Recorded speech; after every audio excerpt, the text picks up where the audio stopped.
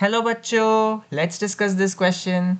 If the susceptibility of dia, para and ferromagnetic materials are chi D, chi P and chi F respectively, then हमें यहाँ पर ऐसे 5 option दिए गए हैं, उनमें से हमें करेक्ट ऑर्डर चुनना है।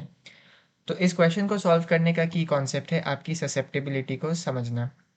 तो ये ससेप्टिबिलिटी एक्चुअली कुछ नहीं है, बस एक मेजर होता है। मेजर होता है किस चीज़ का? एक्सटेंट ऑफ मैग्नेटाइजेशन का। अगर हम इसको सरल शब्दों में समझे तो ससेप्टिबिलिटी होता है measure of extent of magnetization. मतलब जब आपने एक मैग्नेटिक मटेरियल को एक एक्सटर्नल मैग्नेटिक फील्ड में रखा तो वो मैग्नेटिक मटेरियल किस हद तक मैग्नेटाइज हुआ उसको मेजर करने का एक तरीका होता है ससेप्टिबिलिटी। इसको हम डिनोट करते हैं चाई से, और ये चाई होता है magnetization divided by magnetic field strength, I divided by H. और एक फॉर्मूला होता है रिलेटिव परमिएबिलिटी का, म्यू आर, जो कि होता है 1 प्लस चाई। तो ये दोनों फॉर्मूले आपको याद रखने हैं। अभी अगर हम देखें चाई, सबसे पहले डायामैग्नेटिक मटेरियल के लिए स्मॉल नेगेटिव होगा। चाई डायामैग्नेटिक मटेरियल के लिए स्मॉल नेगेटिव होगा। वहीं पर अगर हम पैरामैग्नेटिक मटेरियल्स की बात करें तो वो स्मॉल पॉजिटिव होगा।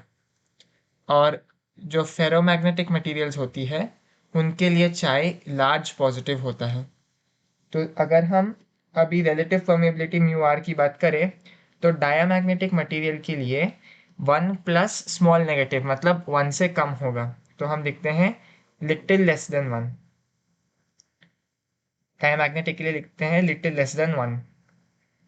और पैरामैग्नेटिक के लिए हम लिखेंगे लिटिल मोर देन 1, क्योंकि जो चाई है वो स्मॉल पॉजिटिव है, तो 1 प्लस थोड़ा सा पॉजिटिव, तो लिटिल मोर देन 1। उसके बाद अगर हम फेरोमैग्नेटिक लिखे लार्ज पॉजिटिव तो वो होगा much more than 1। Much more than 1। But question में हमसे बस इसी चाय का ऑर्डर पूछा गया, तो क्लियरली आपको दिखेगा चाय का ऑर्डर होगा, सबसे कम होगा चाय डी, उसके बाद होगा चाय पी, उसके बाद होगा चाय एफ। तो ये हमारा करेक्ट ऑर्डर है और इसको हमने बेसिकली इन फैक्ट्स के आधार पर बनाया है। तो चलिए वापस ऑप्शंस की ओर देखते हैं। ए चाई डी लेस देन चाई पी लेस देन चाई एफ, ये बिल्कुल सही है। बाकी है चाई डी चाई एफ चाई पी नहीं, ये यहाँ पर आना चाहिए, ये गलत है। तीसरा है चाई एफ चाई डी चाई पी नहीं, ये इधर आना चाहिए। और डी है चाई एफ चाई पी चाई डी, ये एकदम रिवर्स ऑर्डर है, ऐसा होना चाहिए। और ई ऑप्शन है चाई पी चाई डी चाई एफ, तो ये यहाँ पर आना चाहिए, तो ये भी गलत है।